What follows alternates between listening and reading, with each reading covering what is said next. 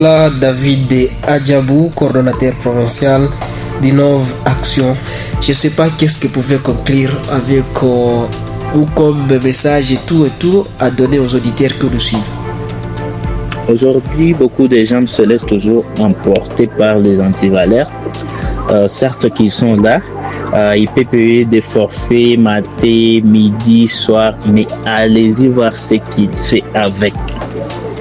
Je vous dis que vous allez regretter.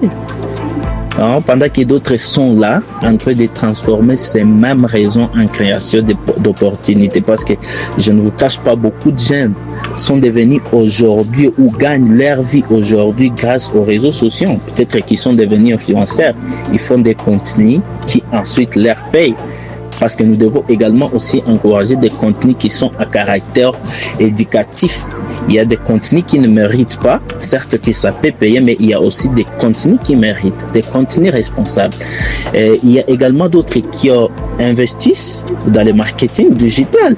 Ils sont là, ils font de marketing sur des réseaux sociaux. À partir de là, ils atteignent les clients et les clients viennent acheter. Et d'autres ont considéré les réseaux sociaux comme un terrain d'expression. Facilement aujourd'hui, vous pouvez vous servir de ces réseaux pour défendre certaines causes. Pourquoi pas partager vos opinions et même participer à des actions citoyennes ou des actions sociales. Donc voilà donc ce que nous devons toujours rappeler aux jeunes quant à l'utilité des réseaux sociaux. Certains sont là, vous trouverez un jeune avec plus de 200 groupes WhatsApp. Il est là, il n'attend qu'on partage une information pour que lui puisse partager ça massivement. Mais cher jeune, est-ce que tu as d'abord vérifié si la source de ce que toi tu veux partager? Est-ce que tu as d'abord vérifié si c'est une information qui est fiable ou non fiable? Alors, je me rappelle d'ailleurs ici le matin, comme au groupe moi de Léona Kidjana m'a envoyé un message assez mais bonne élève qui m'a donné information. Moi j'étais tellement surpris. Je lui ai répondu que oui, même s'il n'y a pas d'information, on doit créer ça pour te les donner. Alors j'étais vraiment surpris. J'ai donc compris que nous devons encore beaucoup faire pour pouvoir apprendre aux jeunes comment utiliser les réseaux sociaux d'une manière responsable et que celle-ci ne porte atteinte à la vie de qui que ce soit. La désinformation peut nous amener à prendre des décisions ou à faire des choix qui ne sont pas vraiment dans notre intérêt. Elle peut surtout entraîner des conséquences très graves telles que la confusion ou alors la perte de confiance dans le sens qu'on est là mais on ne sait plus à quel sens c'est voué. Ça peut également provoquer les symptômes d'anxiété. Disons vous êtes là mais vous ne vous sentez pas très bien dans votre peau et donc vous êtes stressé quoi. Ça c'est également une menace à la démocratie. Quand vous êtes dans une société où vous ne vous sentez plus libre de vous exprimer, peut-être à cause d'une information qui a été publiée par tel ou tel, là vous êtes en train de subir directement les conséquences de la désinformation. C'est également un risque pour la santé.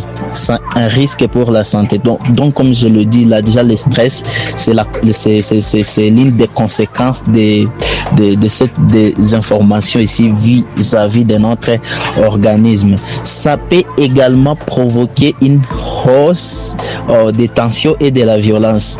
Et donc, soit ça peut être en partageant des propos qui sont discriminatoires, provocateurs ou encore extrémistes. Elle peut aussi vous inciter à l'utilisation de la violence. C'est pourquoi moi j'appelle souvent des personnes pareilles, des gens qui se mettent à partager des informations dont ils ne savent pas.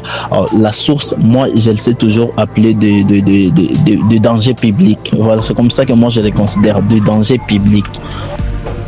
Voilà, merci beaucoup à vous David Adjabou, coordonnateur d'Innov Action Fédération du Sud Kivu pour ces idées pertinentes. On a beaucoup retenu en tout. Également toi qui la colonne FM Kazia qui a informé, on n'est pas tous journalistes. Voilà.